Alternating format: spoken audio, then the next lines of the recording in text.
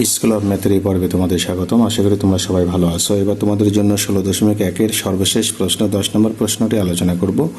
এটা হলো তোমাদের সৃজনশীল প্রশ্ন। এখানে বলা হলো যে একটা সমকোণী ত্রিভুজের লম্ব ভূমির 12/11 অংশ থেকে 6 সেন্টিমিটার কম এবং অতিভুজ ভূমির 3/4 অংশ থেকে 3 সেন্টিমিটার কম। তো কতে বলা হলো যে ভূমি এক্স হলে ত্রিভুজের ক্ষেত্রফল এক্স এর মাধ্যমে প্রকাশ করতে হবে।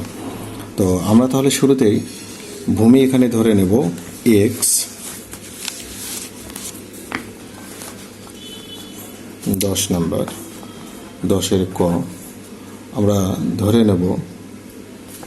নাও মানে কি এখানে এক্স দেওয়াই হলো। আচ্ছা ধরেই নাও, ধরি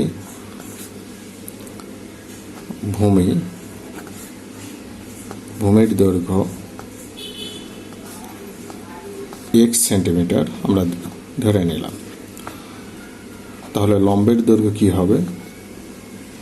লম্বের দৈর্ঘ্য, তাহলে তোমার প্রশ্ন বললো যে লম্ব ভূমির এত অংশ থেকে 6 সেন্টিমিটার কম, তার মানে 11x/12 থেকে 6 কম মানে বিয়োগ হবে, 6 মাইনাস হবে।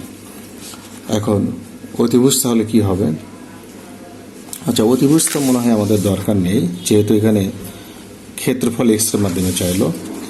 তো আমরা এখানে তাহলে লিখব অতএব ত্রিভুজটির ক্ষেত্রফল হাফ গুণন ভূমি গুণন উচ্চতা। তাহলে হাফ গুণন ভূমি হলো তোমার এক্স গুণন লম্ব মানে ওটাই হলো উচ্চতা, 11x/12 মাইনাস 6 এত বর্গ সেন্টিমিটার। তো এখানে তাহলে এখানে কোনো হিসাব আর করার দরকার নেই, এটা ভাবে রেখে দিলেই হবে। এবার খতে বললো যে ভূমির দৈর্ঘ্য বের করতে হবে। আমরা কতে যে কাজটি করলাম সেগুলো আমরা একটু লিখে নেব ক্ষয়ের জন্য। আমরা তাহলে খতে আমরা লিখব যে ক হতে আমরা ভূমির দৈর্ঘ্য লিখব। ভূমি তাহলে কত? X centimetre. তাহলে লম্ব কত পেলাম আমরা? লম্ব হলো 11x/12 মাইনাস 6 এত সেন্টিমিটার। আর অতিভুজ তাহলে কত? এখানে অতিভুজ লাগবে আমাদের, যেহেতু আমরা পিথাগোরাসের সূত্র ফেলব। অতিভুজ তাহলে আমাদের অতিভুজ কি বলল?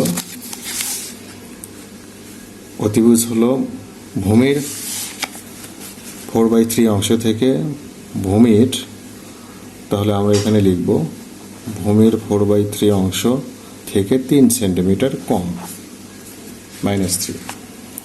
এখন পিথাগোরাসের সূত্র মতে আমরা লিখব পিথাগোরাসের সূত্র মতে আমরা লিখতে পারি অতিভুজ স্কোয়ার ইকুয়াল লম্ব স্কোয়ার প্লাস ভূমি স্কোয়ার। তার মানে 4x/3 মাইনাস 3 এটা হলো অতিভুজ স্কোয়ার ইকুয়াল লম্ব হলো তোমার 11x/12 মাইনাস 6 প্লাস ভূমি হলো এক্স স্কোয়ার। এখন আমরা যদি এখানে হিসাব করি তাহলে 3 হবে লসাগু, তাহলে 4x মাইনাস 9 এর উপরে স্কোয়ার। আর এখানে যদি লসাগু করি 11x 6×72 নিচে হলো 12 এর উপরে স্কোয়ার প্লাস এক্স স্কোয়ার। এখন আমরা যে কাজটি করব, এখানে আমরা চাইলে একটু লসাগু করে নিতে পারি। তো আমরা 4x মাইনাস 9 এই পুরোটার উপর স্কোয়ার দেবো, আর 3 উপর স্কোয়ার করলে 9। আর এখানে আমরা একটু ভেঙে নেই, এক লাইন বেশি করবো। দেখো 11x মাইনাস 72 এর উপর স্কোয়ার ডিভাইডেড 144, 12 উপর স্কোয়ার করলে 144 প্লাস এক্স স্কোয়ার। এবার এই লাইনে এসে এটা যা আছে থাক, এখানে যদি আমরা লসাগু করি তাহলে 144 হবে লসাগু। তাহলে এখানে 11x minus 72 whole square plus 144 x square. এখন আমরা যদি এখানে এই 9 দ্বারা 144কে কেটে দেই তাহলে আমাদের কত হবে? 9 × 9 54, 6 × 9 54, 16 হবে। তো আমরা যদি এবার আড়াআড়ি গুণ করি তাহলে আমরা পাবো 16 into 4x minus 9 whole square equal 11x minus 72 whole square plus 144 x square. এটা আমরা পেলাম। এখন আমরা এখানে 16 রেখে দেবো, এটা সূত্র ফেলি, এ মাইনাস হোল স্কোয়ার সূত্র ফেলো। এ স্কোয়ার মানে কি, 4-এর উপর 4x এর উপর স্কোয়ার করলে 16x square minus 2ab। 2ab মানে কি 8 নং 72 72x প্লাস হলো 9-এর উপর স্কোয়ার করলে 81, আর এখানে 11-এর উপর স্কোয়ার করলে 121। আচ্ছা, এখানে একবারই লিখি 121 এক্স স্কোয়ার, আর এখানে 11 দুগুণ 22, 22 আর 72 গুণ করলে কত হবে? তাহলে এখানে 11 দুগুণ 22 আর 72, 22 গুণন 72 72, তাহলে 1584 হবে। 1584, তাহলে এখানে 1584x 1584x আর 72-এর উপর স্কোয়ার মানে 72 গুণন 72, তাহলে আমরা পাই 1584। 1584। এখন আমরা এক্স স্কোয়ার মানে এখানে 16 দিয়ে গুণ করবো। 16 দিয়ে গুণ করলে হবে কত? 256 এক্স স্কোয়ার আর 16 গুণন 72, 16 গুণন 72, তাহলে 1152 এক্স আর 16 গুণন 81, 16 গুণন 81 1296 ইকুয়াল হলো 121 x square minus 1584 x plus হলো 1584। এখন এক্স স্কোয়ারগুলো আমরা এক পাশে পার করব, তাহলে 256 x square minus 121 x square 1152 x plus হলো 1584 এক্স, আর এখানে 1296 বিয়োগ 1584 ইকুয়াল 0।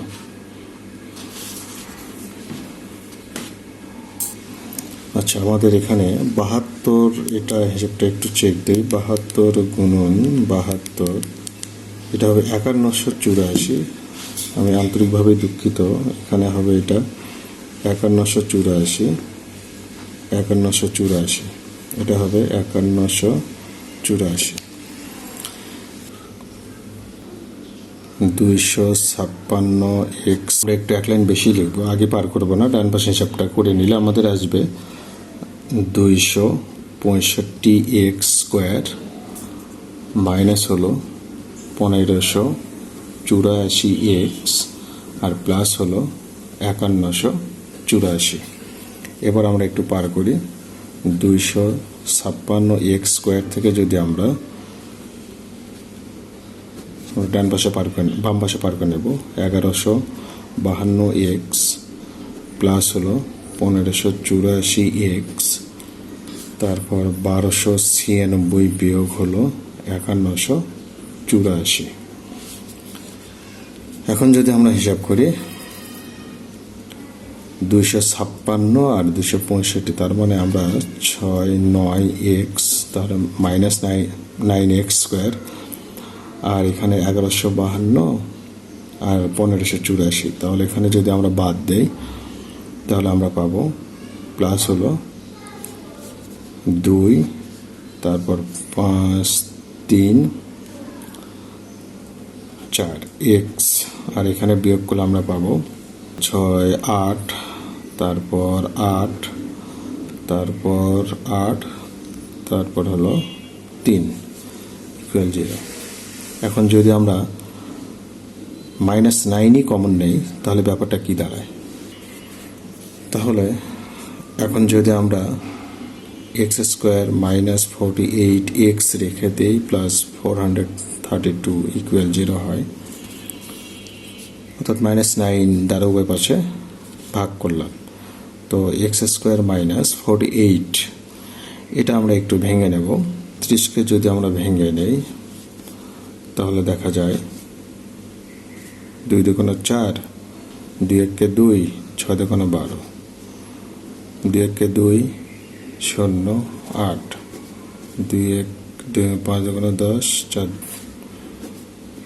27, 3 নং 3 তিরিকে 9, তাহলে 3 তিরিকে 9, 3 তিরিকে 9, 9, 2 দুগুণে 4, 4 নং 36, 3 4 12। আচ্ছা, তাহলে এখানে 12x মাইনাস 36x প্লাস হলো 432। আচ্ছা, আমরা এই দুইটা থেকে যদি x কমন নেই তাহলে এখানে 12, এখানে 36 কমন নিলে x মাইনাস 12 ইকুয়াল 0। তাহলে x মাইনাস 12 আর এখানে x মাইনাস 36 ইকুয়াল 0। তাহলে x মাইনাস 12 সমান 0 অথবা x মাইনাস 36 সমান 0। তাহলে এটা হয় লিখতে পারো যে হয় x মাইনাস 12 ইকুয়াল 0 অথবা x মাইনাস 36 ইকুয়াল 0। তাহলে x এর মান এখানে 12 আর এখানে x এর মান হলো 36। এখন ভূমির দৈর্ঘ্য তাহলে কি হবে? ভূমি 12 সেন্টিমিটার অথবা 36 সেন্টিমিটার।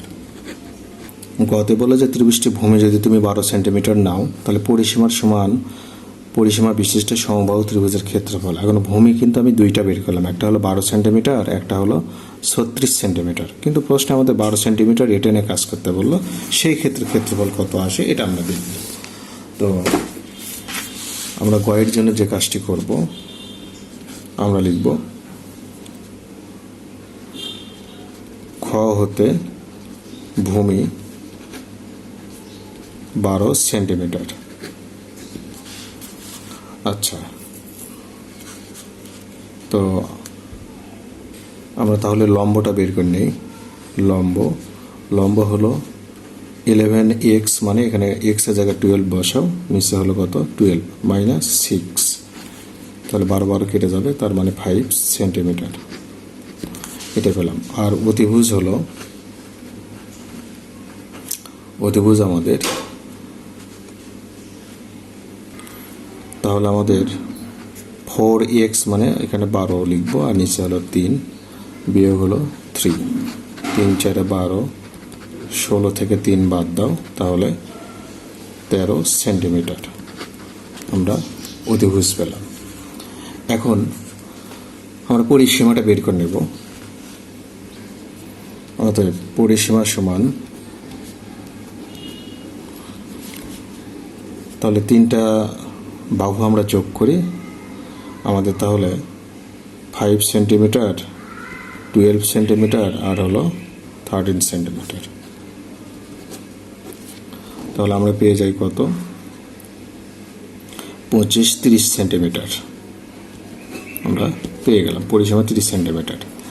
এখন এই পরিসীমার সমান পরিসীমা বিশিষ্ট সমবাহু ত্রিভুজের ক্ষেত্রফল।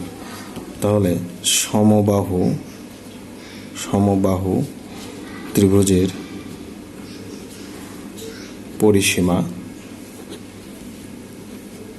পরিসীমা হলো 30 সেন্টিমিটার। এটা তোমরা চাইলে প্রশ্ন মতে লিখতে পারো, প্রশ্ন মতে। এখন সমবাহু ত্রিভুজের এক বাহু এ সমান 3 দিয়ে ভাগ দাও, কত হবে 10 সেন্টিমিটার। এখন ক্ষেত্রফল, অতএব সমবাহু ত্রিভুজের ক্ষেত্রফল সমান, আমাদের সূত্র হলো √3/4 a স্কোয়ার। এখন √3/4 এ মানে হলো 10-এর উপর স্কোয়ার দাও, তাহলে √3/4 গুণন 100, তাহলে এখানে 4 25 100, তাহলে 25 √3 এত বর্গ সেন্টিমিটার, এটা অ্যান্সার।